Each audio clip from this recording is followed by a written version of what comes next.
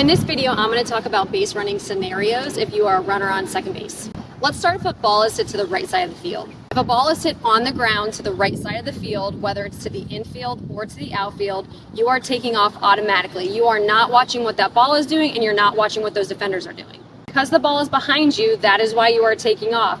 Your coach will tell you if you need to hold up at third or if you need to go home. Let's say the ball is in the air to the right side of the field and the defender is just playing straight up. So they're not in, they're not back, they're just normal depth.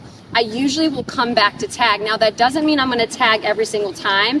I might tag, but there might be other times depending on, let's say I know this outfielder has a great arm, I might try and draw a throw. So right when the outfielder catches the ball, I might take 2 to 3 hard steps off the bag in order to get that girl to throw the ball. And as I'm taking those steps off, I'm going to see what that ball is doing. Let's say she accidentally throws it way over the third baseman's head, then I can advance to third base. Now, if the outfielder is coming in, I usually don't go back to tag. I'll take some steps off the bag because if she drops that ball, I need to get to third.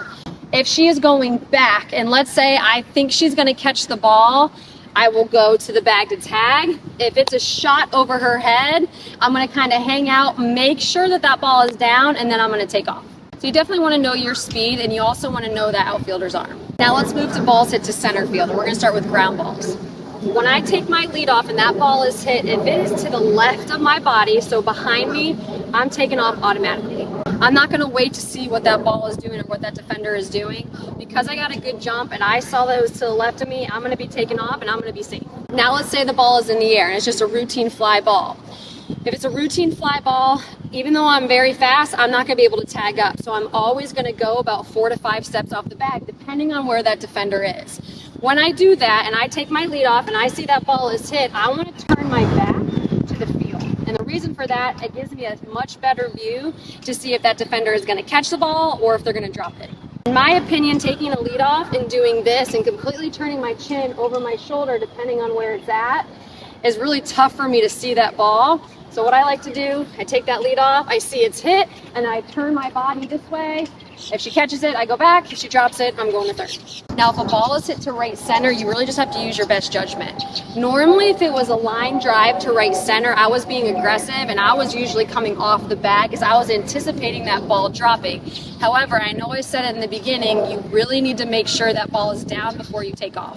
You can kind of like dance around with it to think like, okay, I think she's going to drop it. And if she doesn't, then it's easier to go back. What you don't want to do is like, okay, yeah, I think she's going to drop it. You take off. And if she catches it, you're going to be thrown out at second base. Now let's end on if a ball is hit to the left side of the field. And we're going to start with ground balls. If the ball is hit on the left side of the field on the ground, I need to either see that ball through the infield or I need to wait until that defender releases the ball to throw to first before I take off. If I just automatically take off when that ball is hit on the ground to the left side, if you're playing a good defender, they're going to throw you out at third. What I did at second base was dependent on where the ball was hit and where the defenders were. For example, if that ball is hit more up the middle, now I'm not talking about around the base, but more up the middle this way to where that ball is still in front of me, I need to make sure I'm not going too far away from that bat. If I get really aggressive here and go very far, all that shortstop has to do is either get it and tag me, or she's just going to toss it behind me and that second baseman is going to be there and they're going to tag me out. Let's say the shortstop is playing straight up. So she's right in between third and second base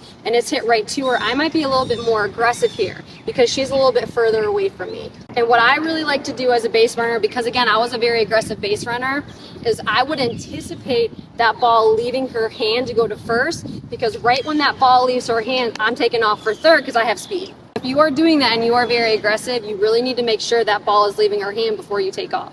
Now, same rules apply if it's hit to third base. Because she's really far away from me, I'm going to be a little bit more aggressive. And depending on how far I am off, when she releases that ball, I'm going to take off, depending on that third baseman's arm and that first baseman's arm. Because in an ideal world, that third baseman has to get it to that first baseman quickly, right to her chest, and then that first baseman has to have good transfers and a strong arm in order to throw me out at third. You just really want to make sure that when you get your leads, that if you're only 2 steps off and they throw that ball, it's going to be really tough for you to get to third and be safe. So if you are aggressive and you want to leave when that ball leaves that defender's hands, you got to be a little bit further off the bag. So like I said, if that defender's moving to me, even if I want to be aggressive, I can't because she's pushing me back to second.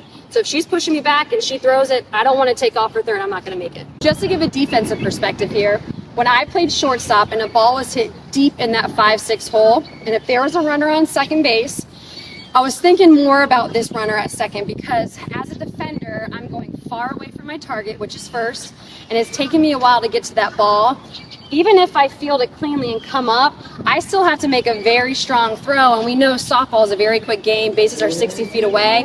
I'm probably not going to get her at first, so I'm going to try and get this runner leaning. That means I'm going to field normal, I'm going to come up like I'm going to throw, I'm going to fake it, and then I'm going to turn, hopefully to get her leaning.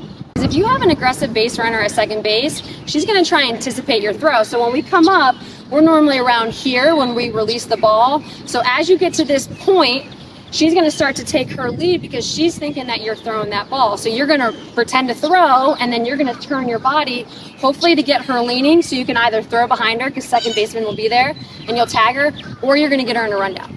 So just be very aware of your speed, the strength of the defender's arm, and seeing where that defender is catching the ball.